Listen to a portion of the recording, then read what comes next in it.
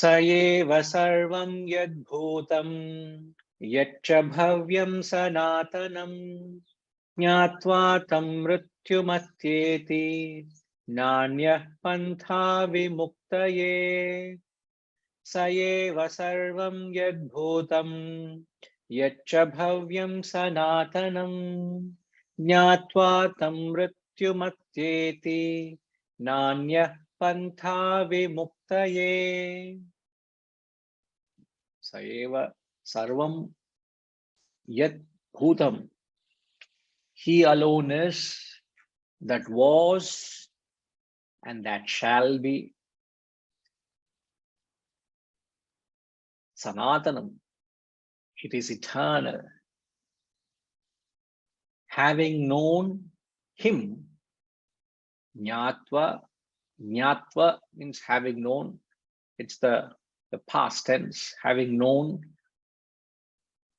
one transcends that mrityu, ayeti, atyeti, sorry. Mrityu, atyeti means one who goes beyond mrityu, death. There is no other way to liberation. Anya pantha vimuktaye na anya. There is no other way to liberation. You people have heard it. You want to find other ways and means, you are wasting your time. The Shastras have said this is the only way. He alone is that was and shall be. Having known him, jnatva. Having known the knowledge. So knowledge is the only way you will attain liberation. There is no other way to liberation. The familiar mantra in the Atma Bodha. If you remember the second mantra of Atma Bodha, he says, Bodhonya sadhanebhyo hi sakshan mokshaika sadhanam pakasya vahniva jnanam vina moksho na siddhyati. Ritikaru, I believe you have chanted this mantra this morning also, huh? Because the first thing in the morning you're expected to chant. If this sounds something familiar, you have chanted this morning.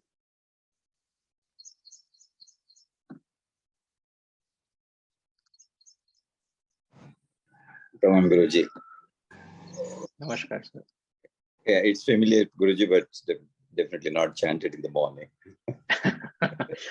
I could sense that you did not chant in the morning, sir. I don't know whether you are testing me, Guruji. No, I don't need to test, sir. But this makes real confession statement, Guruji. Knowledge is only the way to attain the liberation. There is no other means. So it's an authoritative statement that there's no challenge or question to that. So this is all beyond doubt. Such assurance you get that you are in the right path. And if you are not experiencing those glimpses of spiritual growth, that means the process is wrong. The path is not wrong. Okay. It's the way you're going about it is wrong. Never ever question or doubt the path or the guru or the knowledge. It is a process. The process of there's something lacking in my bhavana. There's something lacking in my sadhana. Rather than me questioning the path, I should question the process, what I'm going through, isn't it? So what all this only puts, if at all there is any ambiguity, it puts everything to rest, isn't it? If at all there is any lingering concern in your mind, am I doing the right thing because I don't seem to be getting results, or it's only a small percentage of people who are seeking this knowledge, whereas others are flocking elsewhere. Am I in the right path? If there is any thought of concern, all this should put to rest. Got it. Right, sir. So the second mantra, which is usually chanted along with the invocation, the first verse of Atma Bodha in the early hours, the literal translation of the mantra, the verse I chanted, he says, of all spiritual disciplines, knowledge of the self is verily the direct means of liberation, just like fire is for cooking. There is no other means of cooking but fire. And he makes again the quintessential statement: liberation cannot be attained without the knowledge of the self. Bodhonya sadhanebhyo hi sakshat mokshaika sadhanam. Through the sadhana, you get the sakshat moksha. Sakshat means direct liberation you get. There is no other way. So there is no other way to liberation, my dear. Now, whenever they say the Shastras use the word knowledge, it only means wisdom. So don't mistake it to be anything else. When they say knowledge, it means digested knowledge or processed knowledge. Okay, now he alone is, and that shall be, that was, he alone is, that was and shall be. This is the definition of the reality. Reality, as we understand, if it can be put through test, reality is that which exists at all periods of time. That is the test of reality.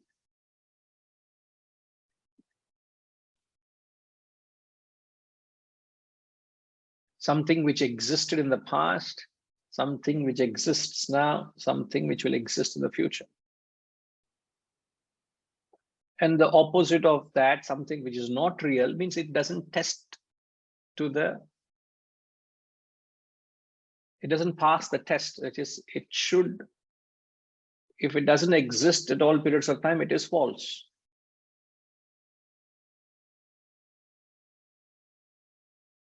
You can put everything to test. Everything in your life you can put to test. Your experience does not stand the test of reality. None of your experiences stand the test.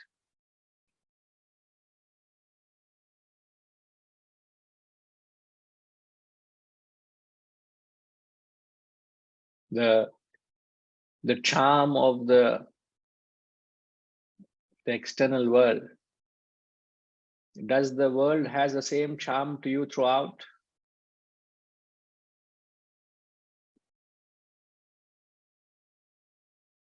I don't know how many of you read that article of a famous businessman who passed away a few days ago. Ramji, you had shared that with us, isn't it? It was there in the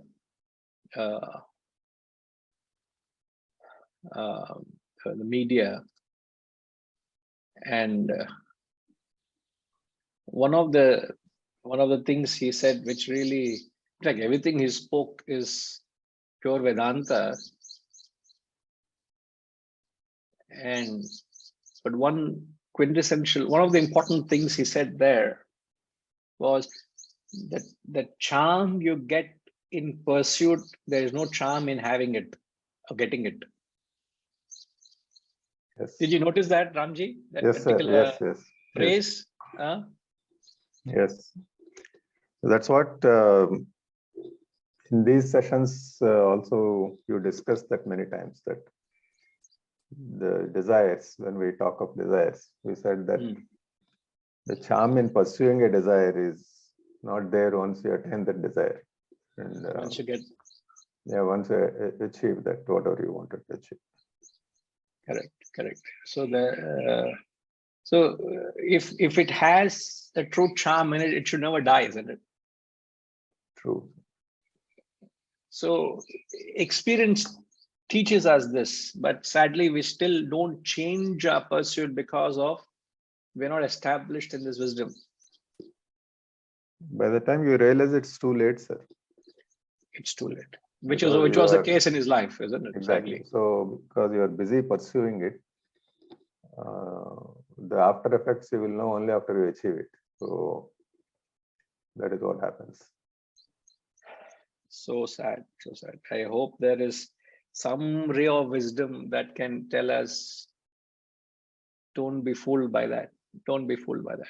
And here's one of the most wealthiest businessmen, very successful in the country. Am I not right? Yes, sir. And then his perspective of the pursuit of wealth, he was saying, made all these billions, but it's of no use. I think the pursuit of anything material and terrestrial will result in the same, sir. Not only wealth, but so anything. wealth is only a commodity. You can exchange it with something else, no? Yeah, correct. With wealth, you can buy power, you can buy name, you can buy property, you can buy things. So you may not be directly running behind money, but you're running behind other forms. It's a gross tangible thing.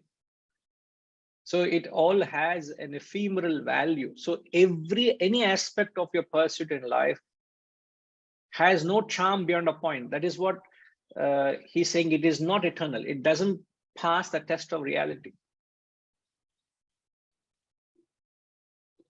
So, and sad reality of it is, right now there's something that you're pursuing. I'm pursuing something right now. To realize that there is no real charm in it, it has no substance. You may go through it. So ultimately, you may not seek it. One who has the understanding that there is no charm in it, why would he go behind it? But at least while you're pursuing it, if you have a ray of this understanding that this is not the real thing that I should pursue, you will not be swayed by it. To a large extent, you'll understand, man, I need to change my course. I am not yet able to change my course, but I understand this is not it. This is not it. But Guruji, here when you say that he alone is all that was and shall be and eternal, and for you to know him, unless you are also eternal, you can't know something which is lasting beyond you. So how does that actually get translated into practical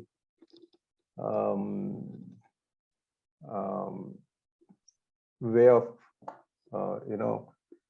understanding that, in the sense that I hope you're getting what I'm trying to say, that something that lasted and that lasting now and that will last in future, for you to understand that, unless you are there throughout that, otherwise it happens that you have to just have that faith and believe in it, right? You may not experience it. Am I correct? Sir, yeah, I can relate to where you're coming from. What is the logical proof or logical understanding we can have? Because I am not eternal. Correct. Yeah. How do I accept that the self is eternal? So innately speaking, who are you? Who is it that your real personality is? As we say, there is the outer personality.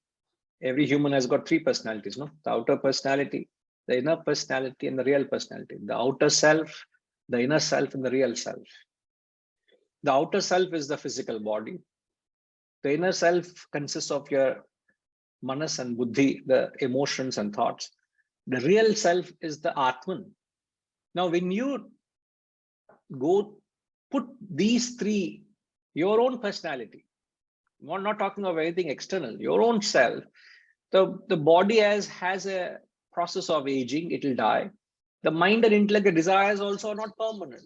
The vasanas are not permanent. They will die in this birth, the next birth, again the next bundle of vasanas. And also not that every vasana that you had yesterday remains today. That also goes.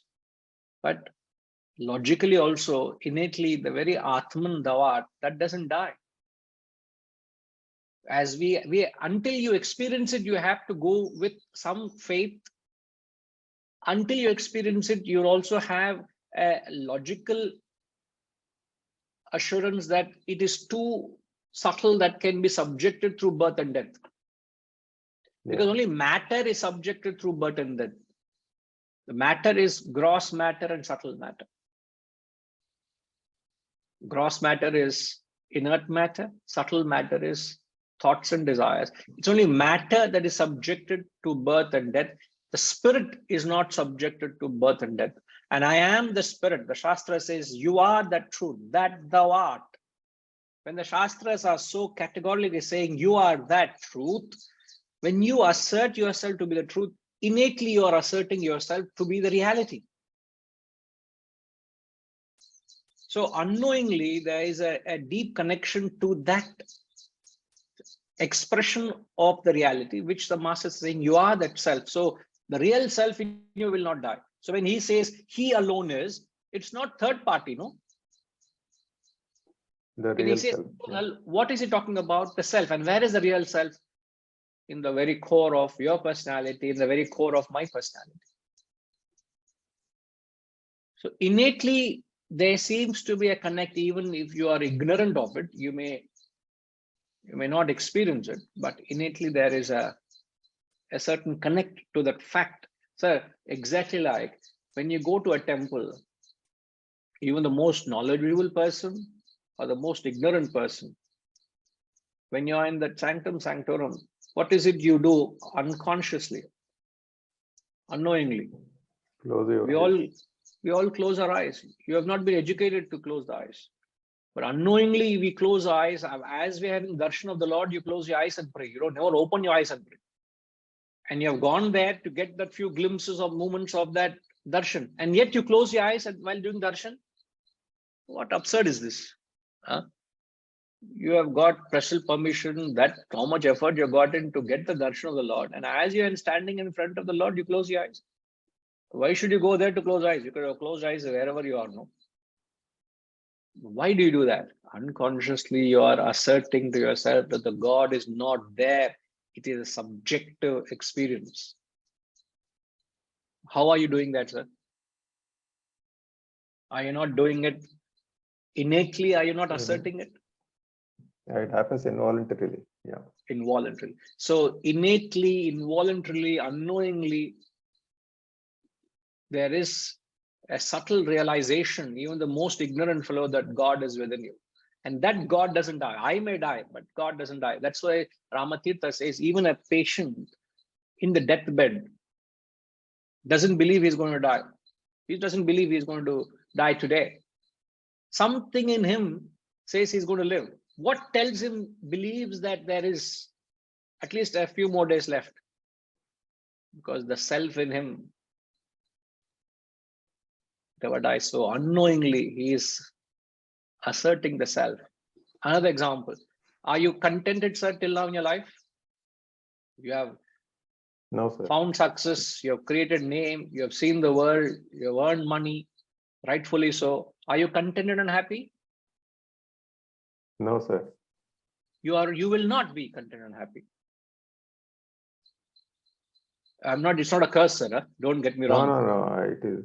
You will not be contented and happy because what you are seeking is infinite happiness. So the pursuit of happiness continues until you hit infinite happiness. Is that not the pursuit of what you're seeking is infinite? That doesn't die. So see, the various arguments, if you keep giving yourself, you will be forced to be convinced intellectually, rationally, that there's something which I am seeking is eternal. And the eternal is me. And that eternal is the reality which doesn't die. But without that an ounce of faith we give it to these people, we can't take that step forward. Correct. So have I answered you? Yes, sir. Very much. So you are unknowingly asserting the eternal at every step of the way. Yeah. Because you're not contented, you believe you will not die, and the real self in you doesn't die. So you are getting to the self all the time, ignorantly, not knowingly what you're asserting. Okay. Yes, sir.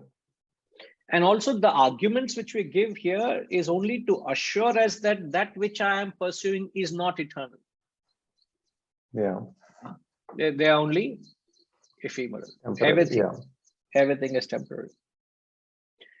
So the interesting thing is the knowledge, another name for Vedanta. UK, what's another name for Vedanta?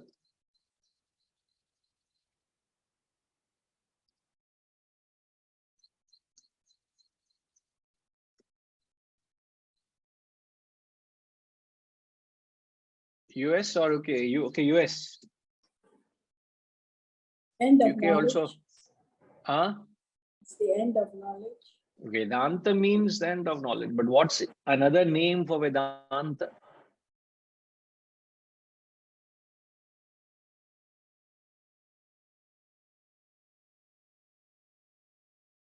You're not seeing me clearly, ma. It's written all over me. Wisdom. What? Vedanta is Written all over me means I'm not saying I'm a man of wisdom. Don't get me wrong. But the answer is there all around me. Look at me closely. Look around me closely. around you. Okay. Huh? He who sees it, Guruji. I don't see it. Correct. All big philosophers. What do you see? Okay, what do you see behind me? Is Vedanta something visible? foundation. Vedanta foundation. Vedanta enga irukanga? Behind you. Behind me, what The is it there? wisdom foundation, sorry. Adhu keela enna irukka? What is that beneath that? Okay. You need to go to ophthalmologist and get checked. Some sight problem here. UK. What is another name for Vedanta?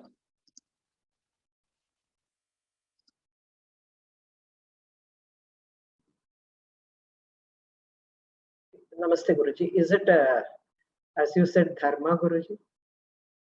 What dharma? Dharma of a self, like which you need to follow to reach the self. That is the goal. But the only thing that is eternal that you can relate to, you are relating to, is this Is knowledge. Sanatana So, Dharma. so another term for this knowledge is known as Sanatana Dharma.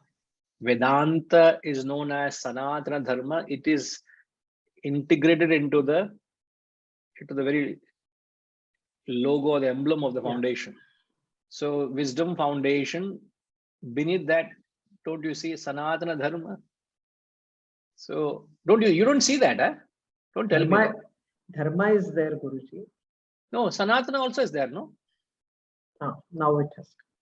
What now? What is now it is coming? It's been there from the very beginning. It is Sanatana, it's eternal. What do you mean now it has come? And Gayatri Ma, you have any logo of ours? Can you please share with these people? Oh, Huh? I mean, we have Can seen you it share so it? many times. Can you share it now? Yes, US?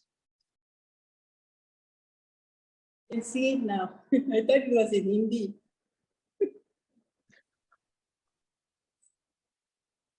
No, it is not in Hindi. It is a different font used to bring in a, but that apart, Sanatana Dharma means this knowledge is also called eternal principles. So the only way you can get to the eternal is by this knowledge. That's what the mantra is saying. There is no other way to liberation through this. Firstly, he says reality is that which exists at all periods of time. That refers to the self. That's the goal.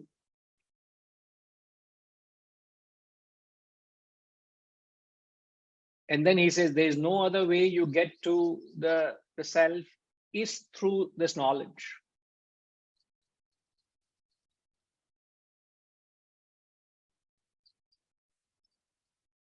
So when he says knowledge is eternal, it is applicable to all walks of life at all periods of time. It may be applicable to your problems today. It will be applicable to your problems 30, 40 years down the road.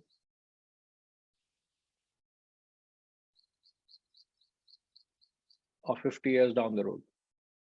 Some may say, oh, 50 years, I don't think I'll be alive. And Kashish can apply. 50 years from here, Kashish, the problems you'll have in your life, it'll address your problems then also.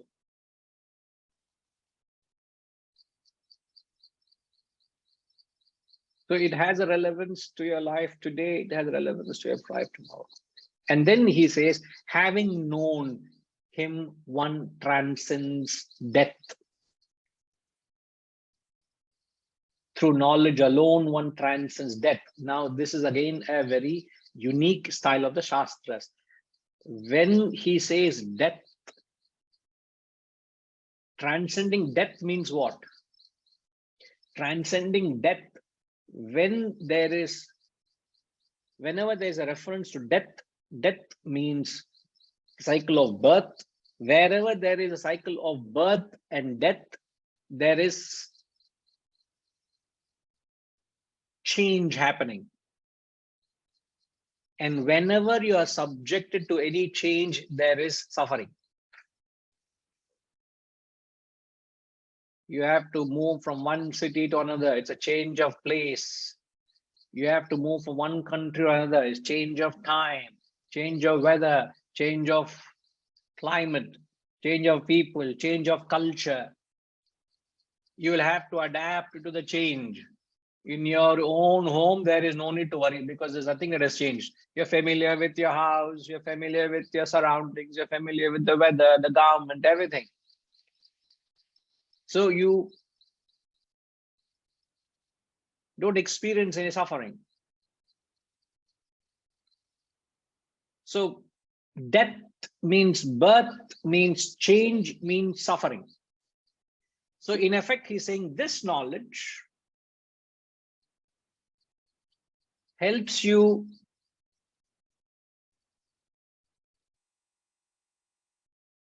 conquer the suffering that you go through. And what is another name for change?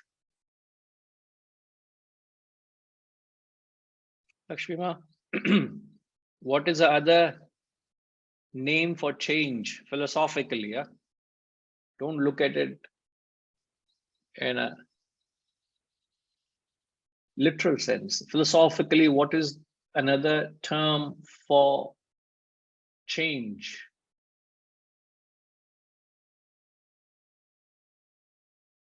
We can't hear you, Lakshmima.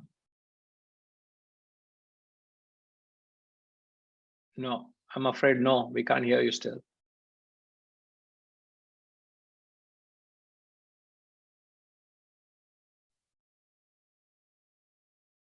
No, ma, we can't hear you. There's some connection.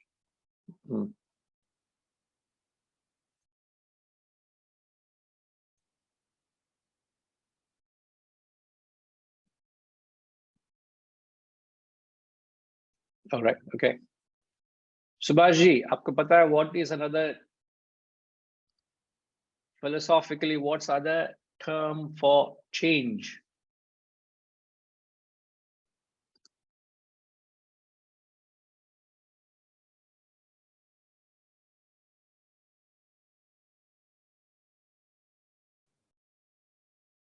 Is it transcendental? No, transcendental is the changeless, no? Transcendental is Brahman, which is changeless. We are saying that death means birth, means change, which means suffering. This is the interpretation we have given. Now I'm only asking, what is another name for change?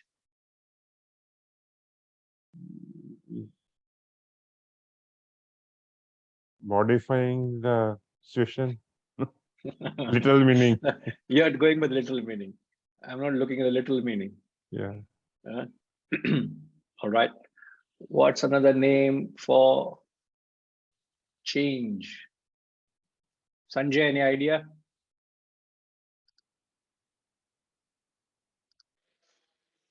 I'll take a guess. Samsara, Samsara. What is samsara? like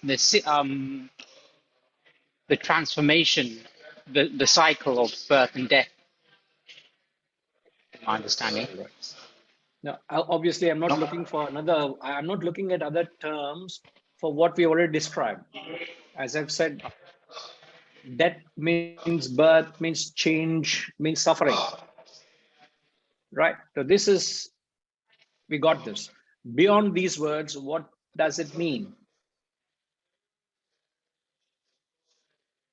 Yes. Gayatri Ma? The world is the constant change. Another term for change is the world. The world is in a constant flux of change. That is the very nature of the world. So the moment you get into the world, everything is changing. And because you're also subject to change, you suffer. Your financial investments are subject to change. Your health is subject to change. The love and emotion you received from your near and dear is subject to change. The reputation you have is subject to change. The people, what opinion they hold of you is changing. Everything is changing. So nothing in life is static. Everything in life is ephemeral, is changing. And anything that causes through change causes suffering. So here he says, once you get to know the self, once you have the knowledge of the self, you transcend the change. You transcend the suffering that the change or the world causes you through. You reach that state of changeless. And don't make it theoretical. You will have to actually experience that state where the change doesn't affect you.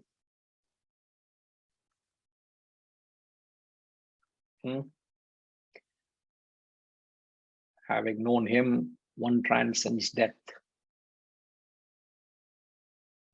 Now you may say, what is this knowledge he's talking about?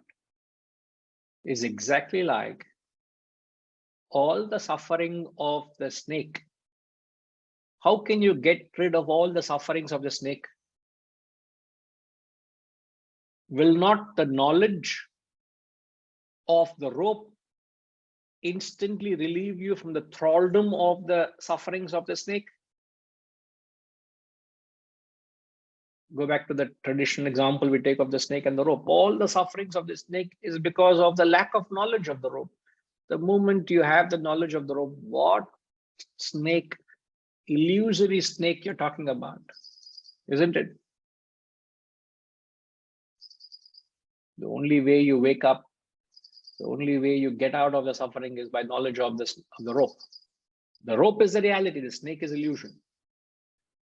So every suffering that one goes through in life is all your own creation, your own illusion. The moment you have knowledge of yourself, there is no more suffering, he says. I don't know how much you are able to relate to this concept, but he's talking in the purest sense.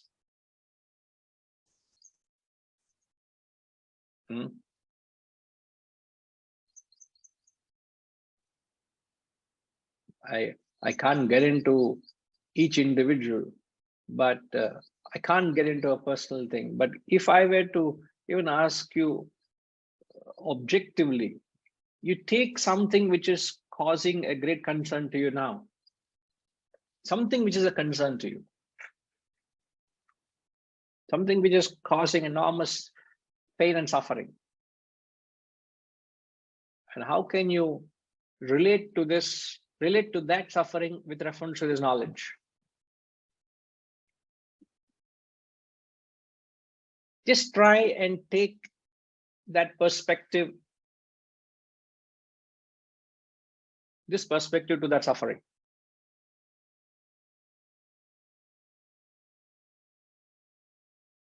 Harish, you're able to relate to what I'm saying?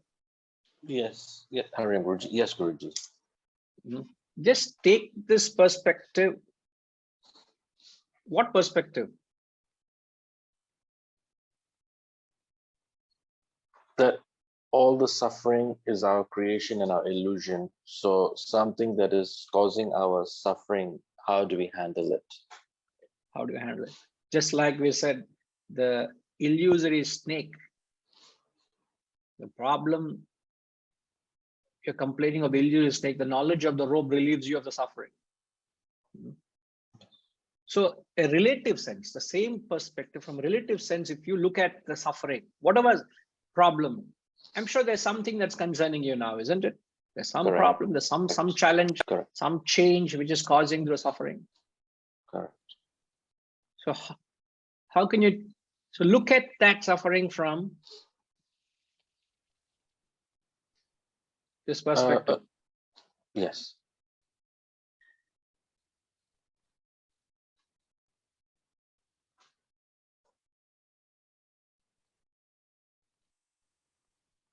From the takeaway of this mantra, the problem is not eternal. It's going to pass. I'm holding on to it. I'm giving it a reality more than it deserves. We have used these terms before. Remember the three terms. Can anybody, I don't know whether Harish, can you remember this? The three concepts or three terms we've used. The three terms is the state of no reality, the state of relative reality, and the state of absolute reality. So just jot down these three terms of no reality, a relative reality, vis-a-vis an absolute reality. When you make something an absolute reality, what it means that you are making that problem far greater than it is, and you're allowing it to crush you.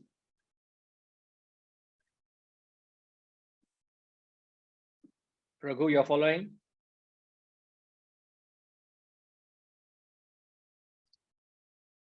The three terms, Raghuram Garu.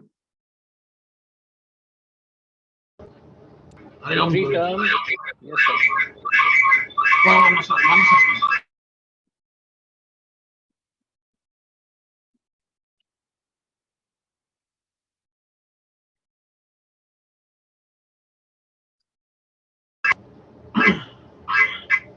Yeah, I'm listening on another device. I'm talking on this one. Yeah, I was following. So the three terms we have mentioned is the state of absolute reality, relative reality, and no reality. Absolute reality is something, let's say you have invested all your majority of your savings or funds into a particular fund, and the funds are not performing well at all, and there's a terrible loss of your financial investments. The company is not doing well, etc.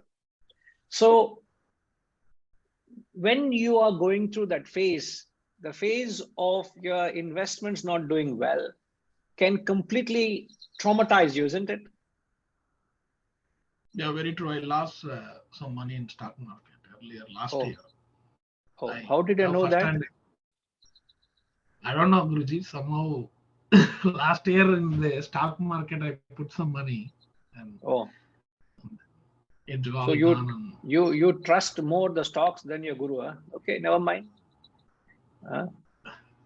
No, then I started investing in the land, because land is right there where it is not giving much headache or heartache for stock market is not for faint. So when I come there, make sure the land is there, huh? Yeah, it's still there. I'm sitting right there on top of it. So It's not going anywhere. Don't worry. So nobody will take it from you. It's there. So when that happens, the absolute reality, it haunts you. It has a toll on you. It destroys your life. Because why? You've made that money as an absolute reality. Now, what we need to do, bring it from the status when you understand that nothing is eternal. It only has a certain role or relevance in one's life. When you bring it down from an absolute reality to a relative reality, the value when you make something an absolute reality, the terms we use is you give something a black market value. You give it a far greater value than it deserves. You make it as if your life depends on that. Oh, that person has not spoken to me. What? How will life go on? So what? You mean you can't live with it? That fellow doesn't choose to talk to you? You're so dependent on that person's emotion for your survival? Don't be a slave of emotion, man. You're told to fast a meal.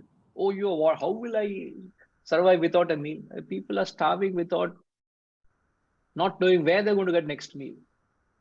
You will not die if you don't eat one meal. So you make things an absolute reality as if life cannot go on without it.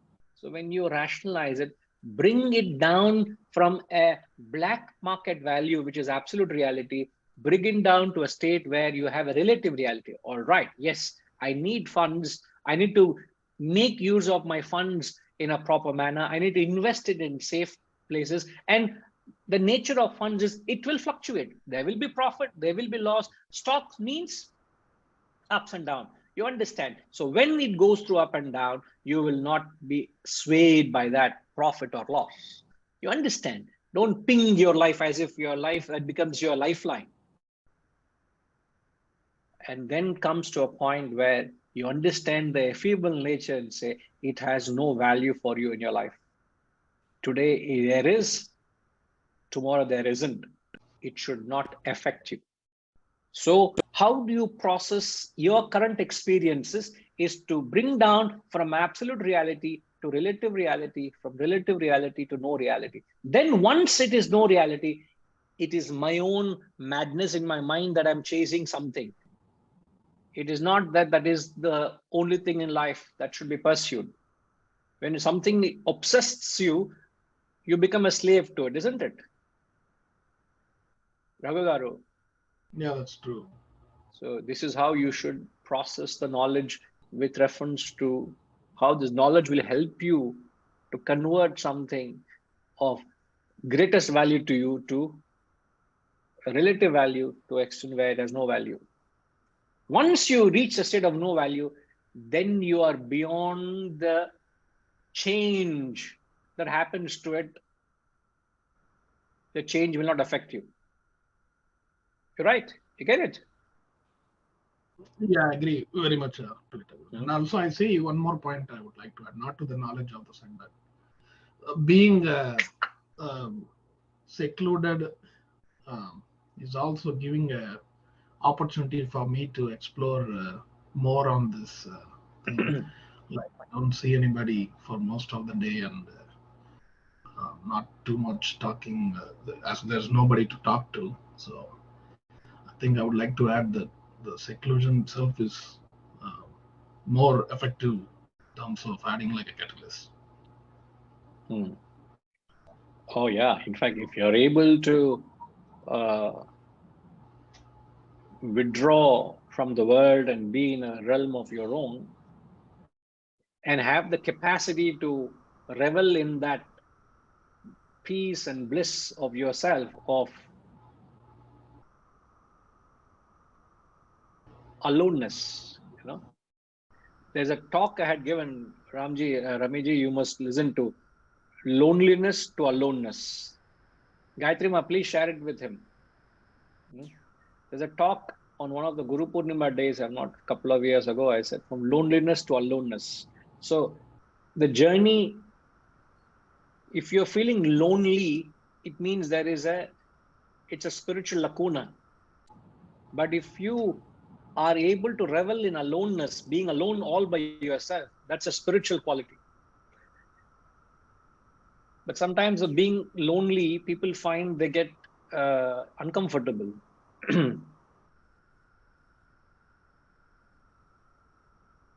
All right. Okay. Wonderful, Ramji. Yeah, thank you.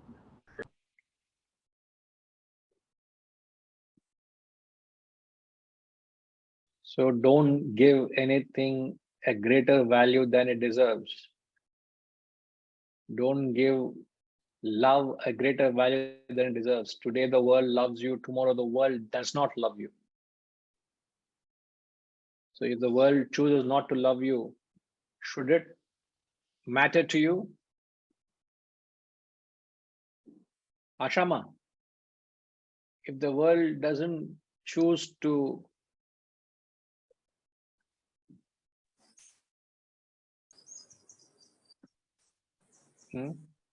क्या बोलते हैं? कुछ शेर बोलिए हमें. क्या बोलूं? So if the world chooses to be quiet towards you, unconcerned towards you, at times the world honestly cares you more than what they should. Sometimes the world, when they should care, they don't care. Isn't it? That is life, na Guruji? That is life. So what should be your perspective for life? He says, it should not cause any suffering. So this knowledge, like profit and loss, there is love and hatred. That's all. No? I'll quote one Urdu couplet. Yes, I knew it will come. Boliye. मिल जाता है दो पल का सुकून. सुकून is peace. मिल जाता है दो पल का, पल is moment. मिल जाता है दो पल का सुकून बंद आंखों की बंदगी में. जब बंदगी करते हैं, प्रेयर करते हैं, तो as you said a little while ago, we close our eyes. वरना थोड़ा थोड़ा परेशान तो हर शख्स है अपनी जिंदगी में.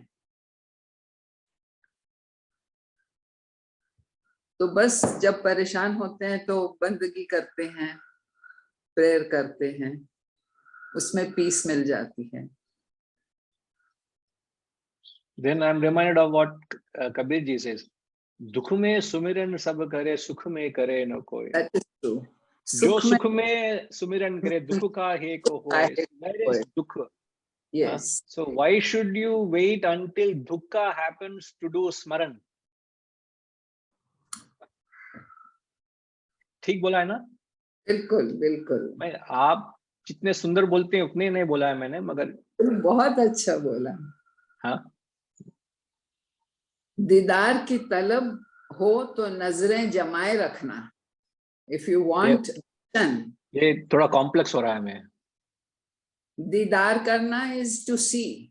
I mean, to दर्शन का होते हैं ना जो, तो दीदार की तलब हो तो नजरें जमाए रखना. You keep looking at it, because नकाब हो मतलब वो घूंघट हो या नसीब हो, सरकता जरूर है. It always slips down at some time. So don't let your eyes slip down. Just keep looking and you will find it. Darshan zarur ho jayenge. Keep at it.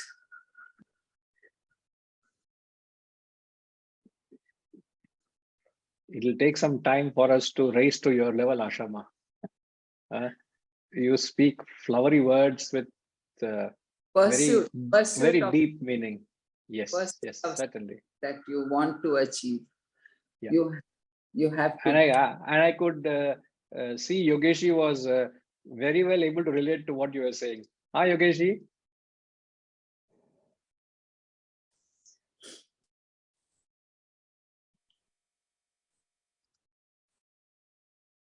Okay.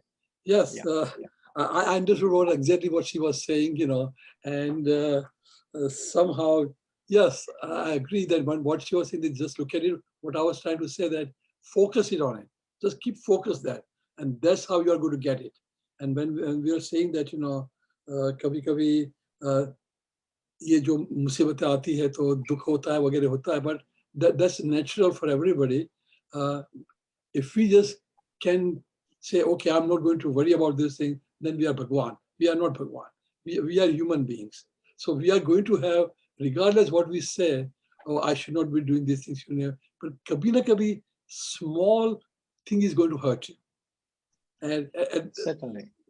तो वही वो जो आशा जी कह रही थी कि the reason I was smiling because I knew exactly what she was trying to say, Right. And I don't say that I know a lot of Urdu, but I do. So when she was saying Didar Wagere, so I knew what she was trying to say. Wonderful. So we have more than one Urdu poet amongst us. Wonderful. Some of them would be lost, but I think it's worth listening. And what Ashrama had rightly translated, it makes beautiful sense. Thank you, Gaji. Thank you. Yes, Harish. Guruji, you were talking about the three realities, and many of us, including myself, we chase the world for so many things, and we spent our life chasing.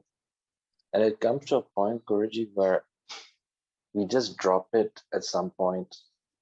And then today, for example, even though the marketplace is there, there's no desire for it. There's no desire to participate in the world, chasing the world anymore.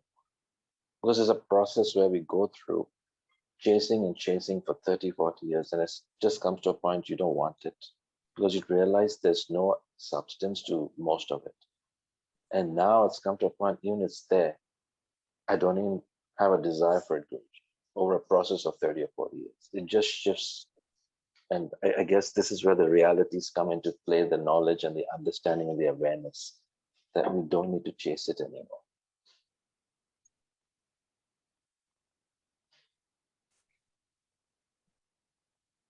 You see it, isn't it? I see it very clearly now. After, I think, 30 years of chasing, I see it very clearly. And with this knowledge has been very, very transforming my thought patterns and seeing it in that perspective every second of the day. And it actually is bearing fruit for the mental peace. Yeah. Ultimately, unless and until the perception to our life changes, all this knowledge is to change your perception to life.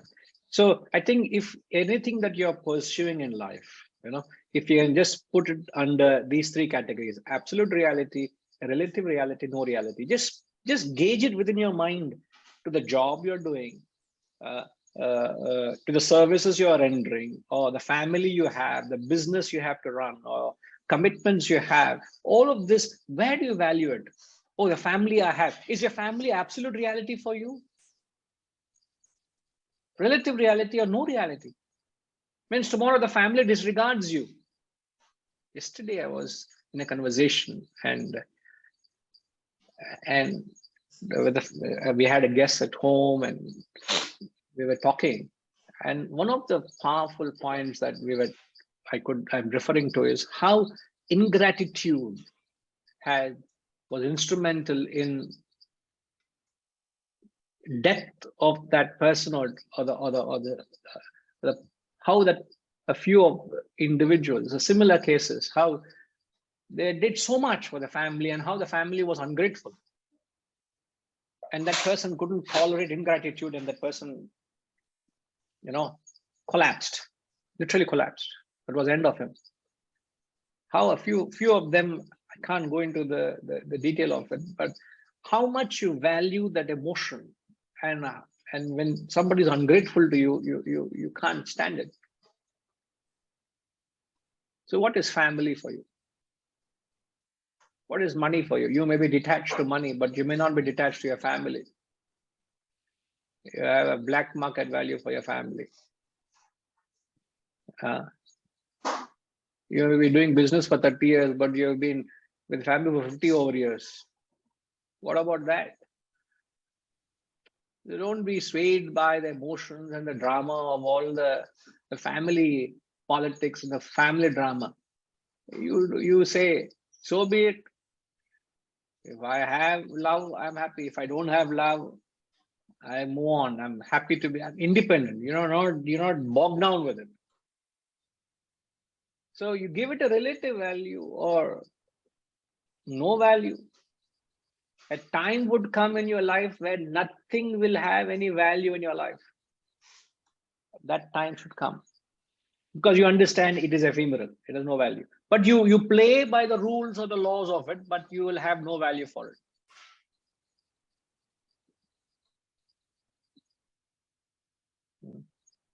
So everything in life, you can put these three perspectives. Is it question mark? Is it an absolute reality? Is it a relative reality? Is it a no reality? Means it is what reality is, what is that status you giving it in your mind? What value you are giving it to it in your life?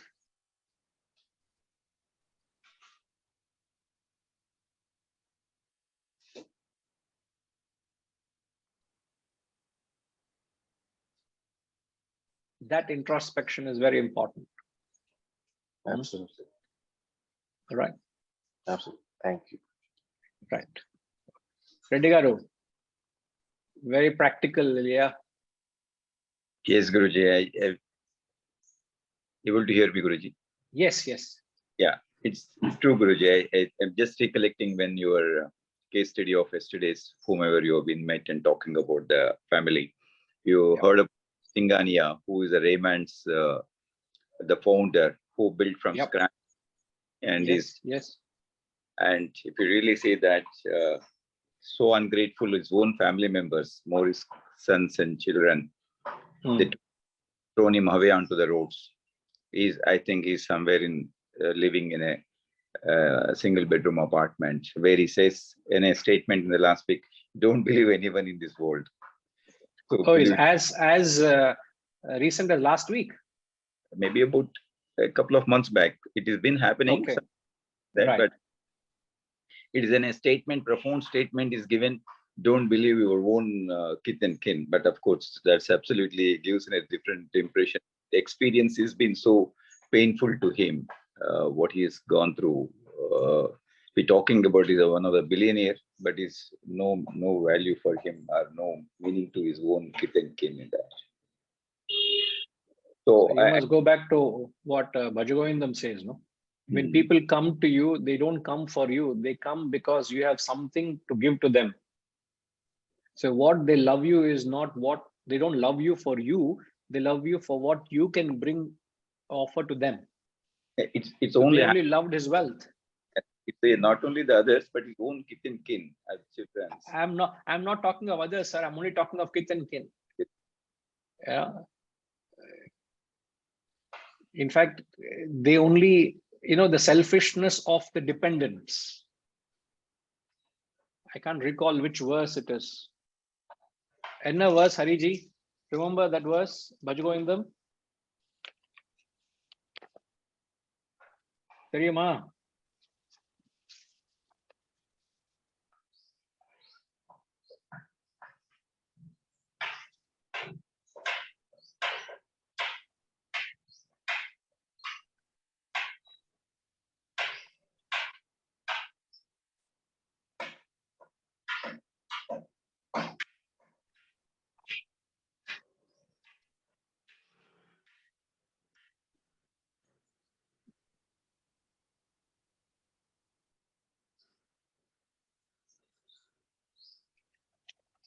There's a verse in the Bhajagovindam which clearly says this.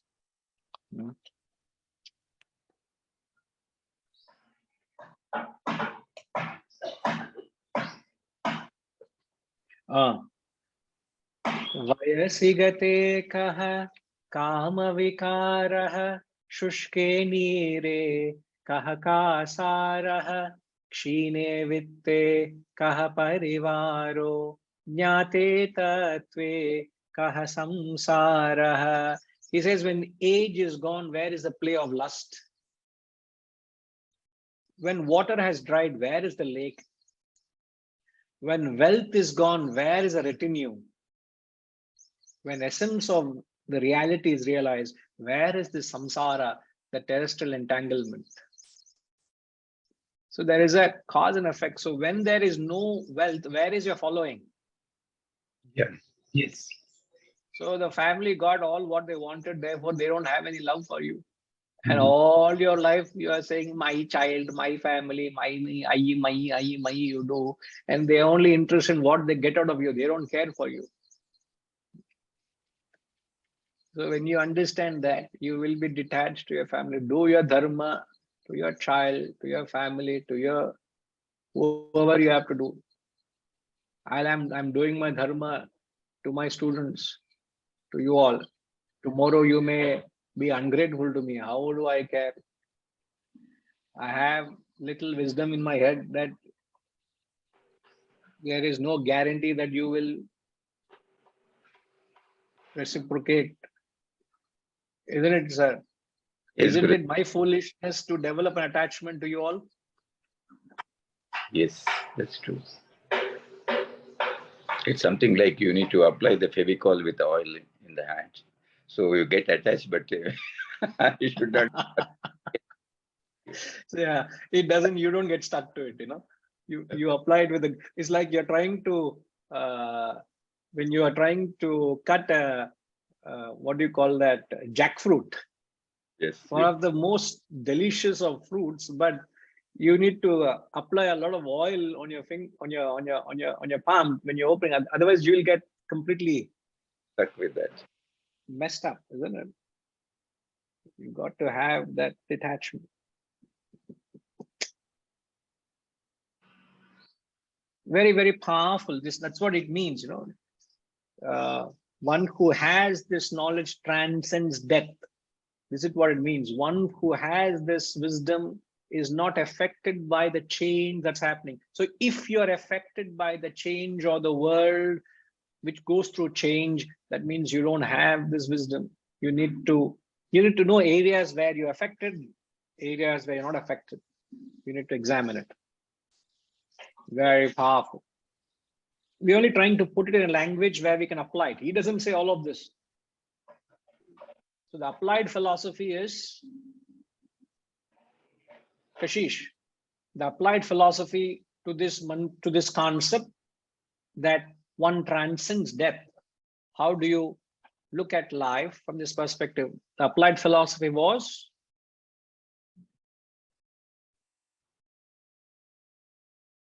Guruji, that if you understand how to be unaffected by change and not give the world absolute value, then you'll break out of this cycle of, you will achieve liberation, basically, when you understand that you are eternal and this reality is not. that's at the absolute stage, but even at Yes. through the experiences of your life, when you give something a black market value, it's only going to affect you, isn't it? Yes. So if we are able to look at it, beautifully said, that if you're able to understand, give it the right value.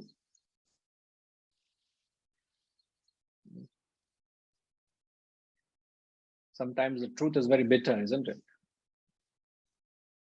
Yes. To say that the only thing that is certain at birth is death. That's the only thing that is certain. And how are we prepared to accept death?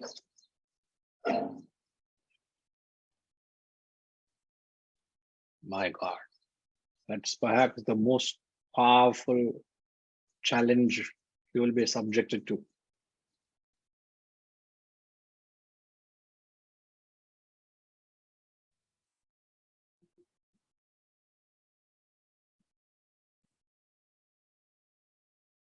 And even when that happens, we don't shatter.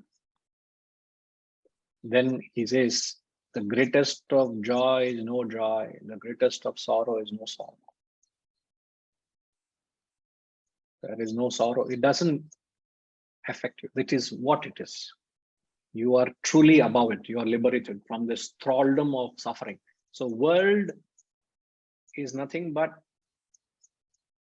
death and birth, which is change, which is suffering, which is the world. So these are the 5 synonyms philosophically.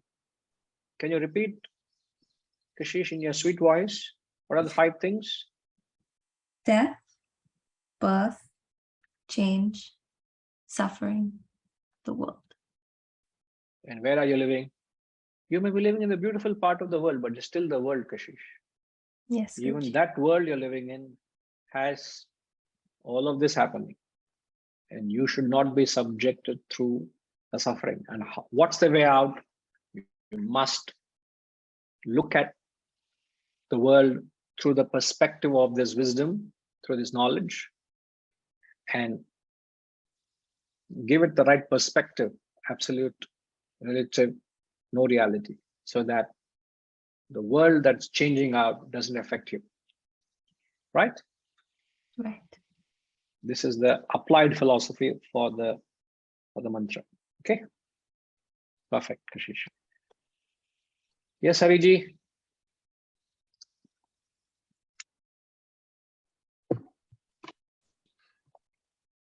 The Bhajagovindam, that words which comes with Bharya Bibhyuti Tasmin Kai. At the end, even the wife doesn't, she gets scared of coming to your dead body. Correct. Nobody wants you. No? Yeah. Now That only is- they're scared. Forget death.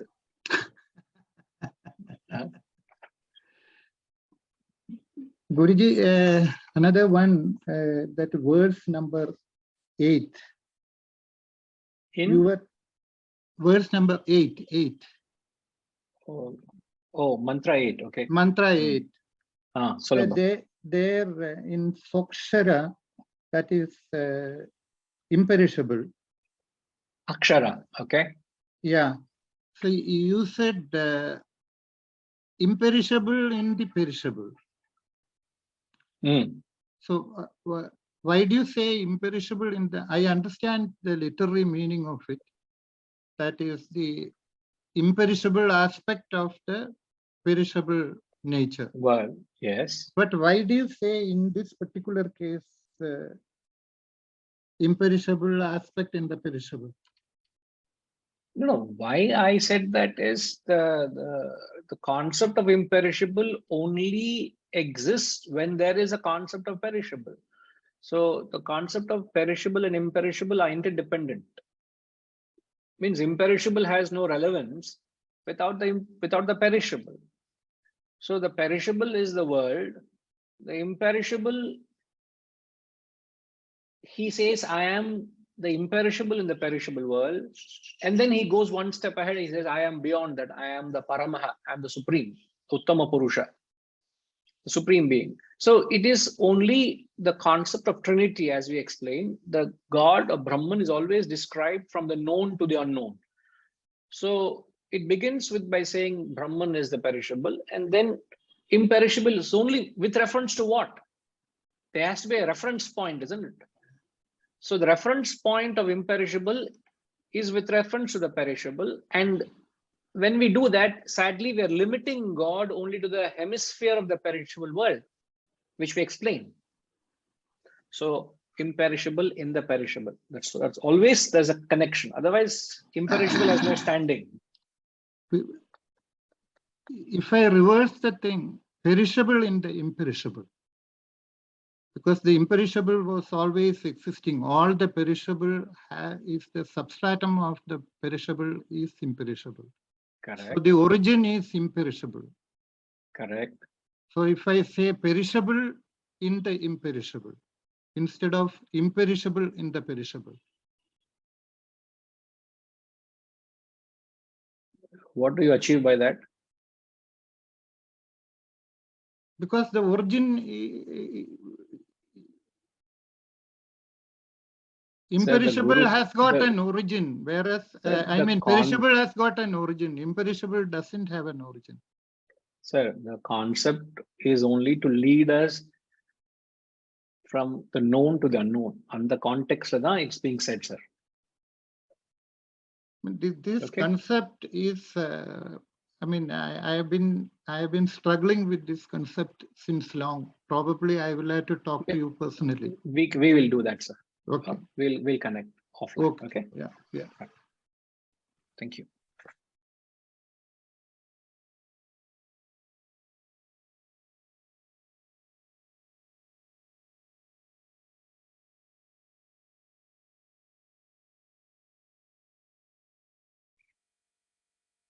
Right. We'll come back.